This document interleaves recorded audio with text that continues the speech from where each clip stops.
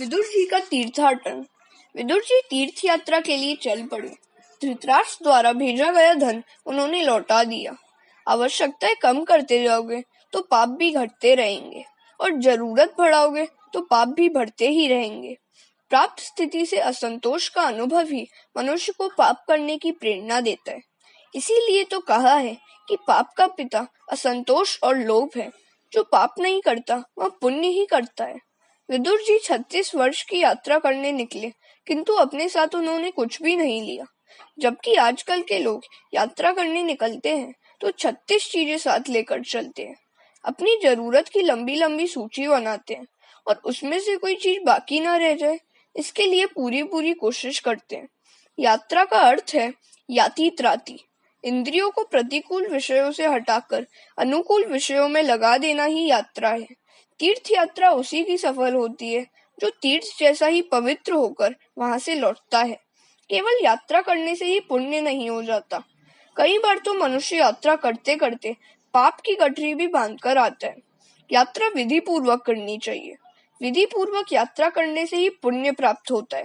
यात्रा करने के लिए निकलने से पहले प्रतिज्ञा करनी चाहिए कि मैं अब ब्रह्मचर्य का पालन करूंगा, कभी क्रोध न करूंगा, असत्य नहीं बोलूंगा, व्यर्थ भाषण नहीं करूंगा। ऐसी प्रतिज्ञा करने के पश्चात ही यात्रा का आरंभ करना चाहिए। आजकल तो धन संपत्ति बढ़ जाने पर धनिक लोग यात्रा के नाम पर घूमने फिरने निकल पड़ते हैं। इस तरह तो कौवा भी काशी मथुरा का चक्कर लगा लेता होगा। तीर्थों के सच्चे साधु संतों ब्राह्मणों की निंदा करने वालों को तीर्थ यात्रा का पुण्य प्राप्त नहीं हो सकता। साधु संतों के प्रति सद्भाव न हो तो तीर्थ यात्रा विफल रहती है। गुरु शब्द का अपभ्रंश है घोर, गौर। कुछ ऐसे भी लोग हैं जो गौर को पत्र लिखकर सूचना देते हैं कि हम इतने व्यक्ति यात्रा के लिए आ रहे हैं, इसलिए भोजन आदि की व्यवस्था कर देना। तीर्थ के गौर आपके नौकर नहीं है।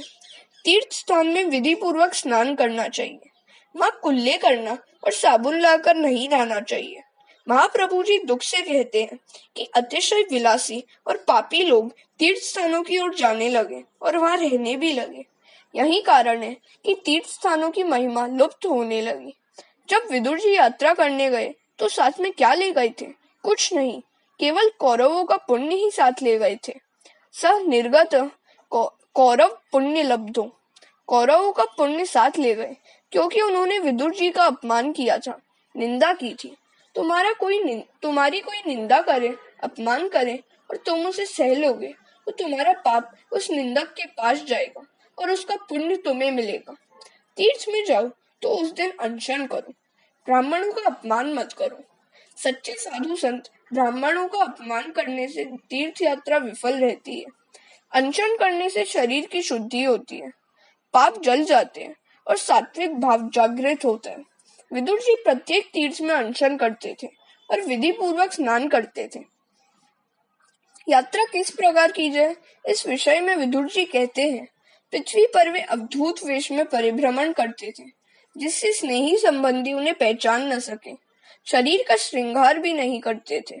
वे अल्प मात्रा में बिल्कुल पवित्र भोजन करते थे, शुद्ध वृत्ति से जीवन निर्वाह करते, प्रत्येक तीर्थ में स्नान करते, भूमि पर ही शयन करते और भगवान जिनसे प्रसन्न हो ऐसे व्रत करते। संत तीर्थ को पावन करते हैं। भरद्वाज मुनि स्नान करने के लिए आते थे तो गंगा जी 25 सीढ़ियां ऊपर आ जाती थी। गंगा जी को ज्ञात था कि और लोग तो अपने पाप मुझे देने के लिए आते हैं, जबकि भरद्वाज मुनि तो मुझे पावन करने के लिए आते हैं। अति संपत्ति अनर्थ का मूल है। इसी कारण भगवान ने सुवर्ण की द्वारिका जल में डुबा दी थी। द्वारिका में भगवान की मूर्ति मनोहर है, उसका स्वरूप अद्भुत है। देखते रहने पर भी मन तृप्त नहीं होता। द्वारिकाधीश का दर्शन लोगों को अवश्य करना चाहिए। काशी का महात्म्य भी अधिक है। काशी के प्रमुख देव हैं भैरवनाथ। विश्वेशम माधवम दुंडीम दंड पाणीम च भैरवम। इस श्लोक का नित्य पाठ करने से काशीवास का फल मिलता है। काशी में 9 मास रहने वाले का पुनर्जन्म नहीं होता। काशी के मणिकर्णिका घाट पर यह श्लोक लिखा हुआ है, मरणम मंगलम अत्र, सफलम जीवनम अत्र। शिवजी ज्ञान के मुख्य देव हैं। काशी में ज्ञान शीघ्र ही सिद्ध होता है। ज्ञान पाना चाहते हो तो तुम्हें शमशान में रहना पड़ेगा। शमशान ज्ञान भूमि है। शमशान में रहने की नहीं, उसे सदा याद करने की आवश्यकता है। दिन में 3-4 बार शमशान को याद करते रहोगे तो बुद्धि में परिवर्तन होगा। कल्पना करो कि तुम काशी में ही रहते हो। यहाँ बैठकर मन में ही गंगा स्नान करो। कलयुग में तो मन से सत्कर्म करने वाले को भी पुण्य मिलता है। तीर्थ क्षेत्रों में गया जी, पितृ गया प्रसिद्ध तीर्थ है। वहाँ अनेक श्राद्ध करने होते हैं। प्रथम श्राद्ध फल्गु नदी के किनारे किया जाता है और अंतिम श्राद्ध अक्षय वट तले करना होता है, जहाँ की करार विंद तथा पादार विंद वाले बालकृष्ण निवास करते हैं। श्राद्ध क्रिया कराने वाला पुरोहित किसी एक वस्तु का त्याग करवाता है और भगवान से कुछ मांगने को कहता है। पहले कुछ त्याग किया जाए, फिर उसके बाद ही कुछ मांगा जाए। जो भगवान के लिए कुछ त्याग कर सकता है, उसे ही उनसे मांगने का अधिकार मिलता है। अधिकतर लोग अपनी जिस वस्तु से रुचि न हो, उसे ही छोड़ने की प्रतिज्ञा करते हैं। खाने पीने की सामान्य चीज छोड़ने की प्रतिज्ञा अधिकतर लोग करते हैं, किंतु इस तरह साग सब्जी या फल आदि के त्याग से कोई लाभ नहीं होगा। यदि पाप और विकार का त्याग करोगे तो लाभ होगा। ऐसा कहो कि काशी विश्वनाथ के दर्शन करके मैंने काम छोड़ दिया और गोकुल मथुरा की यात्रा में क्रोध को त्याग दिया। एक एक तीर्थ में एक एक पाप छोड़ दो, एक एक त्याग करो।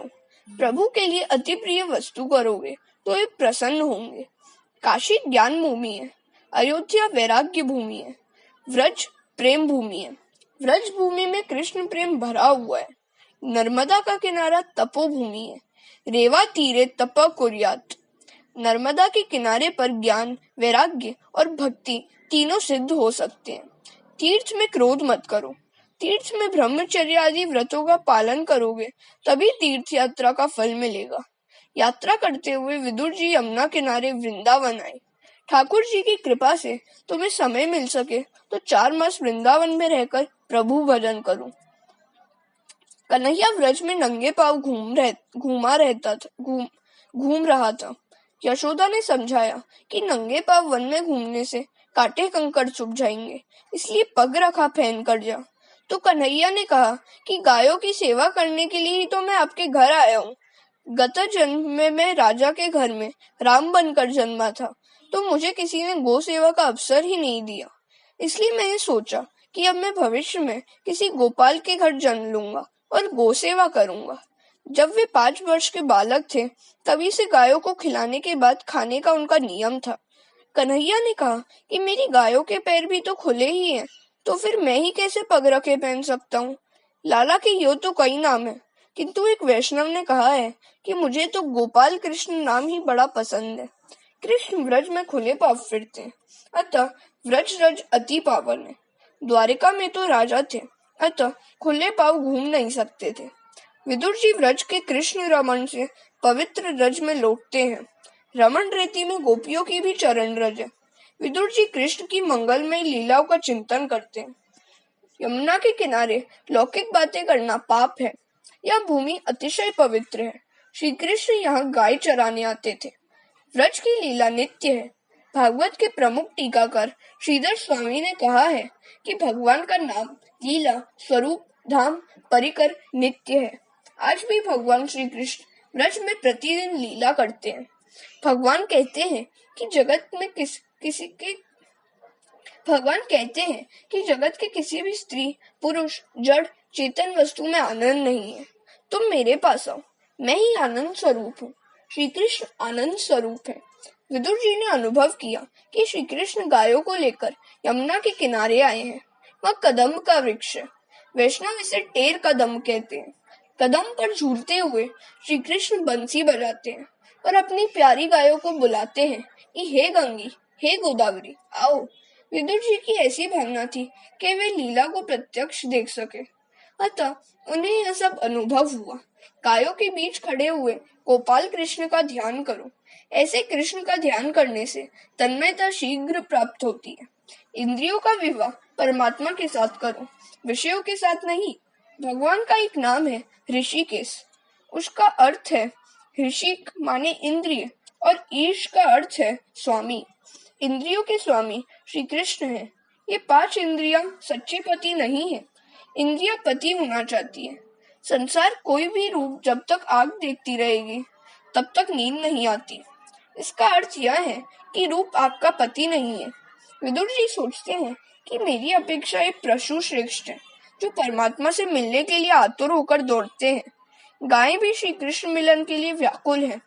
धिक्कार है मुझे कि मैं अब तक श्री कृष्ण मिलन की तीव्र इच्छा उत्पन्न नहीं कर पाया। गाय दौड़ती है और मैं पत्थर से बैठा हुआ हूँ। उनकी आंखें प्रेम अश्रु से गीली हो गई। ऐसा प्रसंग कब आएगा कि मैं भी इन गायों की भांति कृष्ण मिलन के लिए दौड़ लगाऊंगा। वे कृष्ण लीला का चिंतन करते हुए कृष्ण प्रेम में पागल हो गए, अति तन्मय हो गए। किसी भी तरह जगत को भूल जाओ और प्रभु प्रेम में तन्मय हो जाओ। सभी साधनों का यही रहस्य है। विरह जब अतिशय तीव्र होता है तभी परमात्मा से मिलन होता है। प्रभु उस समय प्रभास में थे। उद्धव को ज्ञान का उपदेश दिया, भागवत धर्म का उपदेश दिया।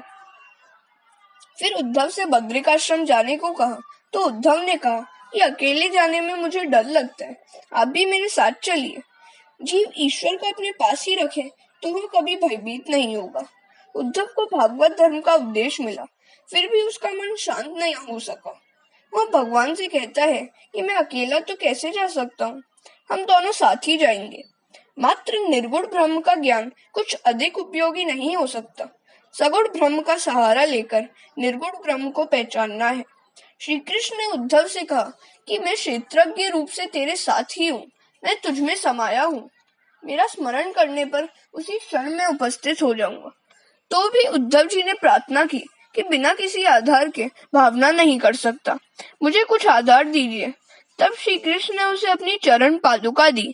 उद्धव ने मान लिया कि अब द्वारिकानाथ मेरे साथ ही है। अब मैं अनाथ नहीं सनाथ हूँ।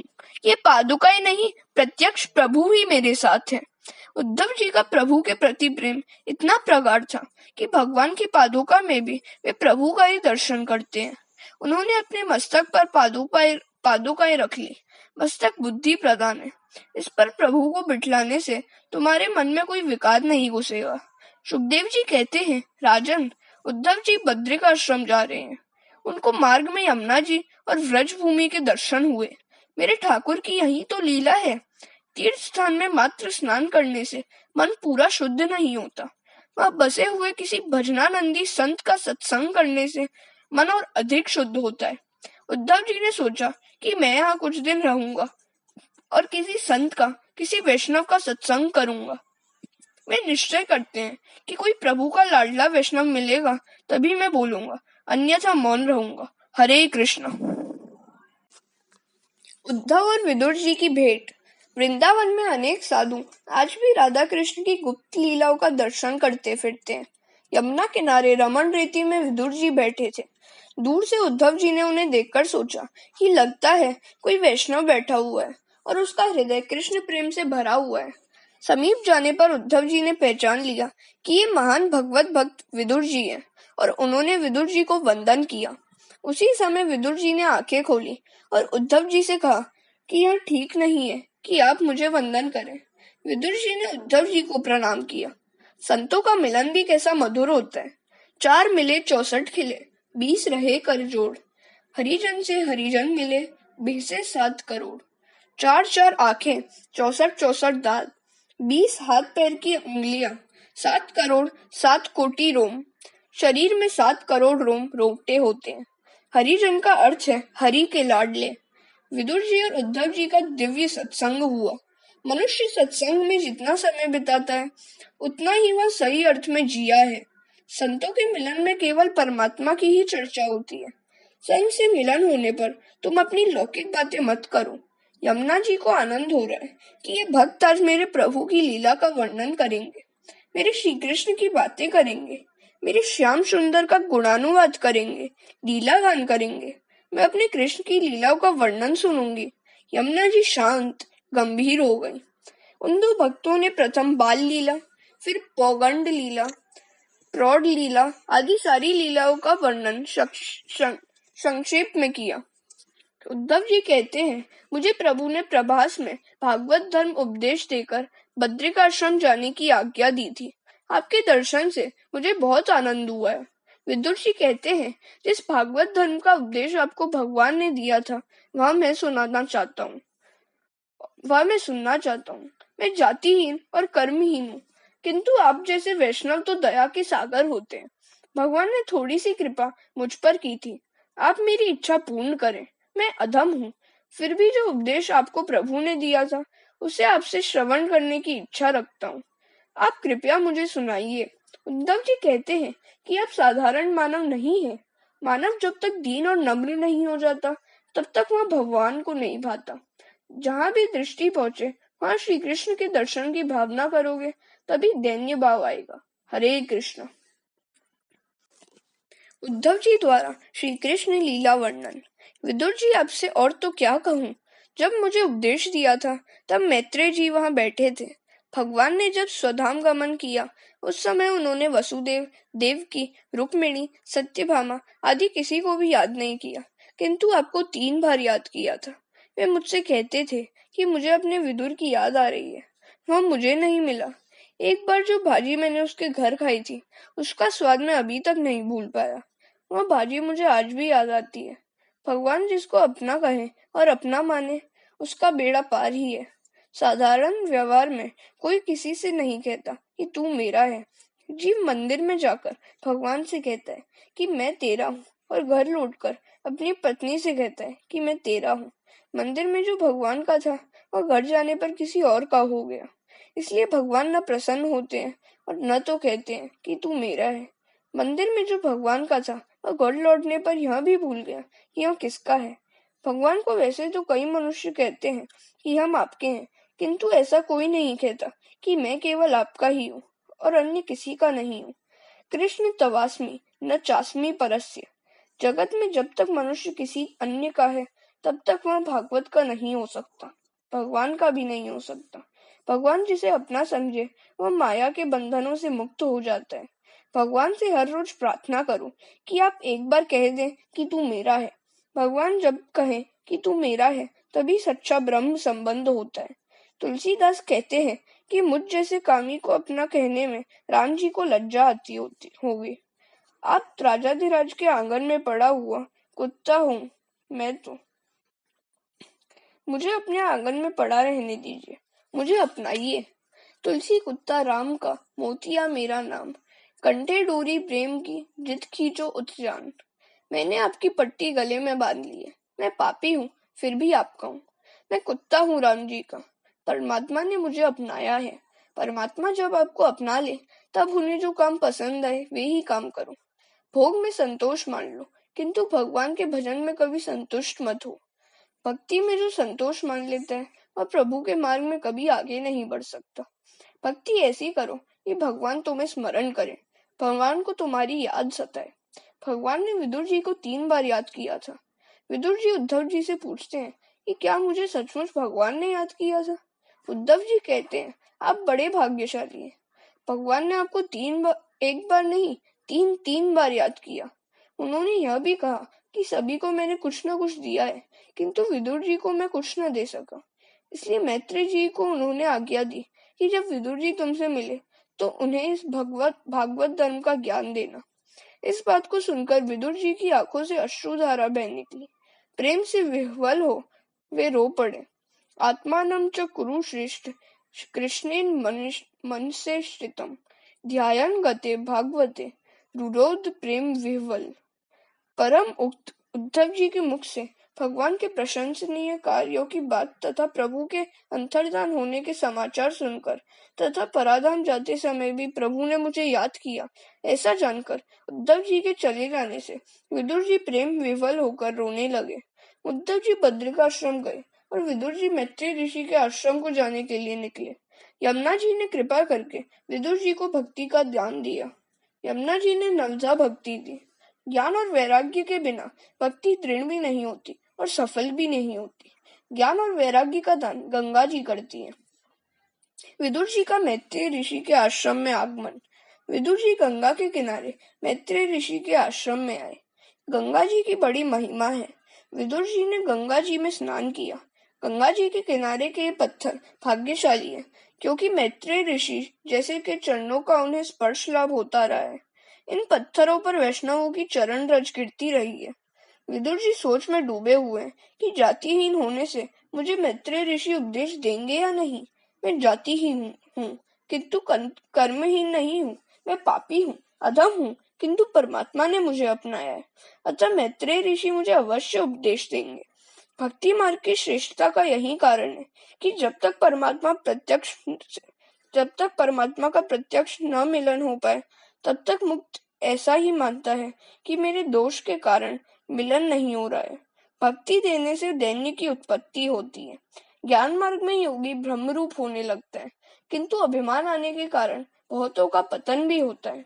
आश्रम में आकर विदुर जी ने मैत्रेय जी को साष्टांग प्रणाम किया। उनके विनय विवेक से सभी को आनंद हुआ। हरे कृष्ण। मांडव्य ऋषि की कथा।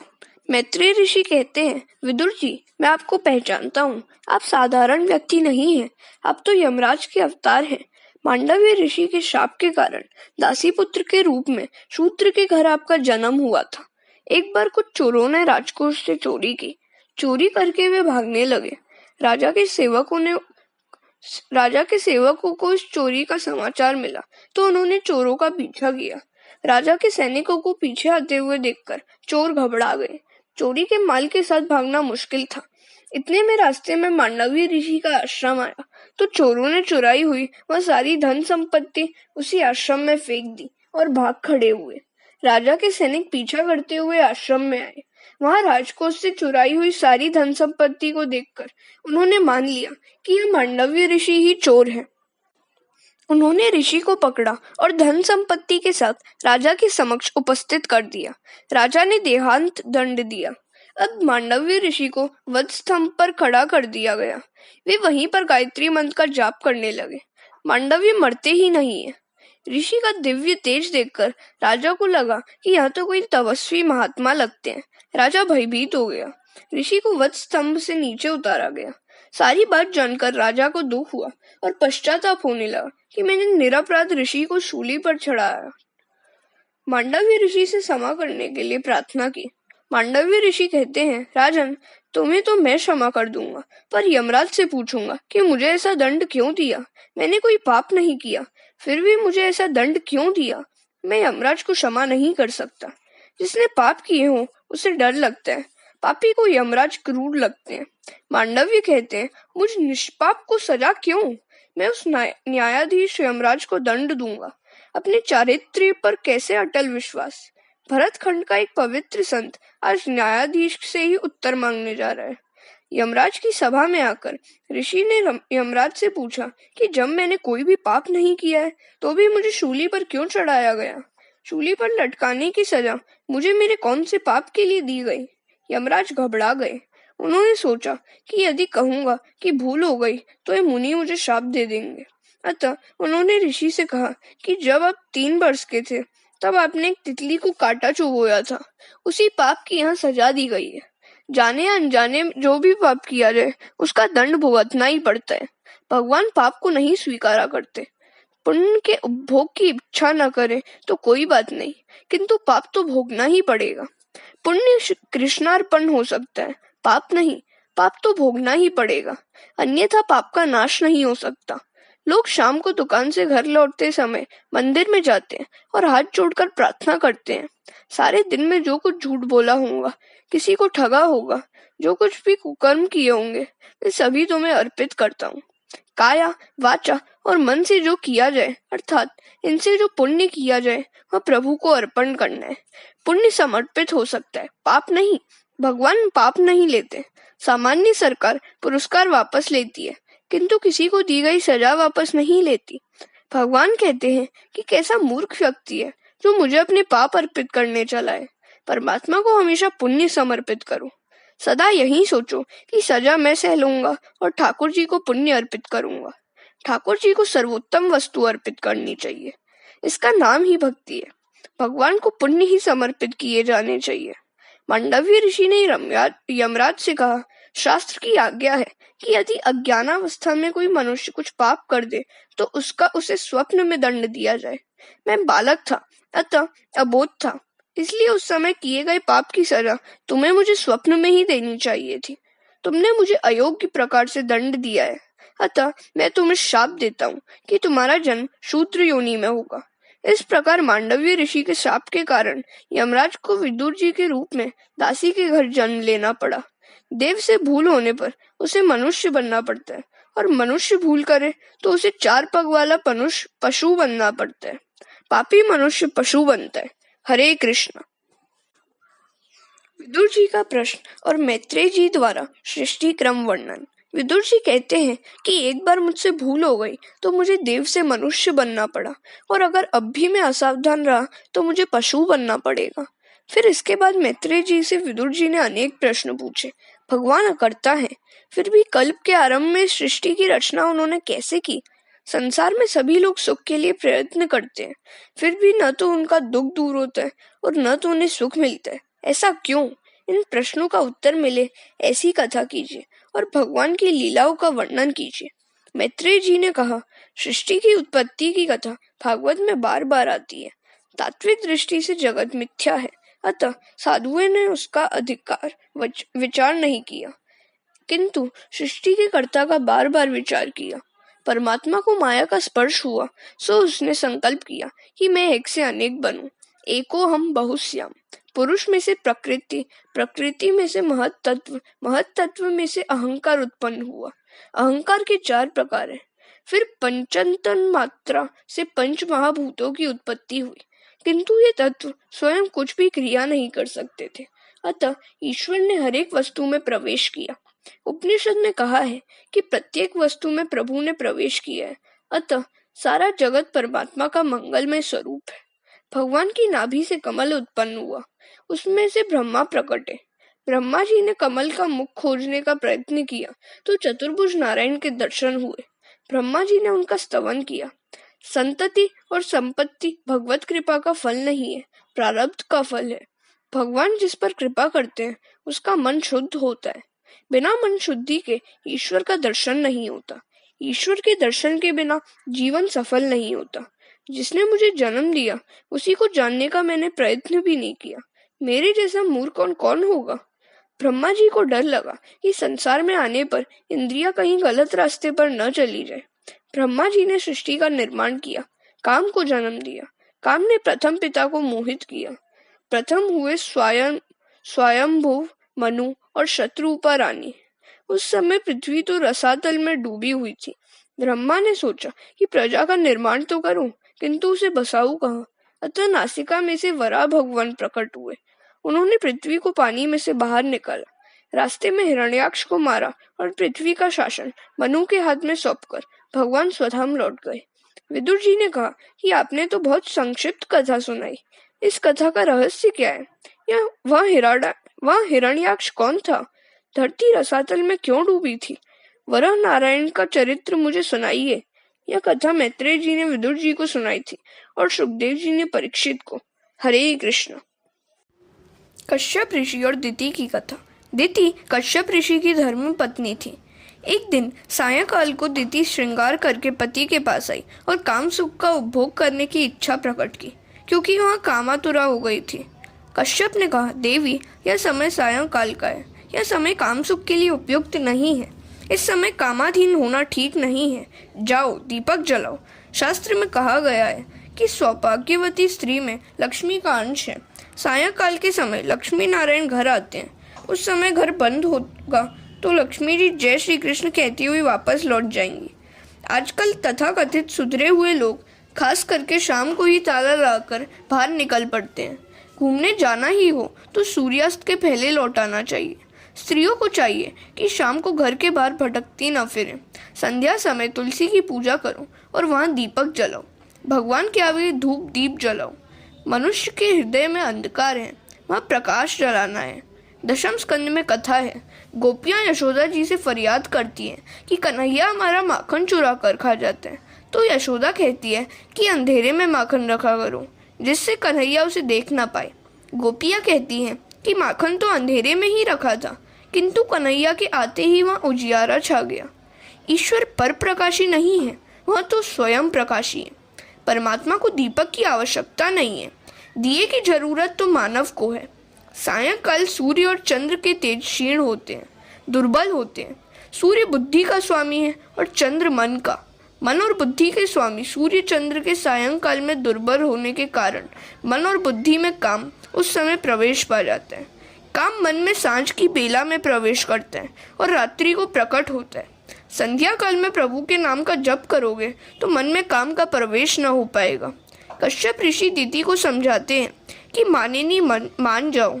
भगवान शंकर इस समय जीव मात्र को निहारने के लिए भ्रमण करते हैं, अतः इस समय स्त्री संग करने से शंकर भगवान का अपमान होगा और अपमान के कारण अनर्थ होगा। शंकर भगवान देख लेंगे तो दंड देंगे। भस्मांतम शरीरम, इस शरीर का अंत में तो भस्म ही होगा। अतः शिवजी भस्म लगाते हैं और जगत को वैराग्य का बोध कराते हैं। शरीर का अतिशय लालन न करो। हमेशा याद रखो कि इस शरीर को एक न एक दिन शमशान में ही जाना है।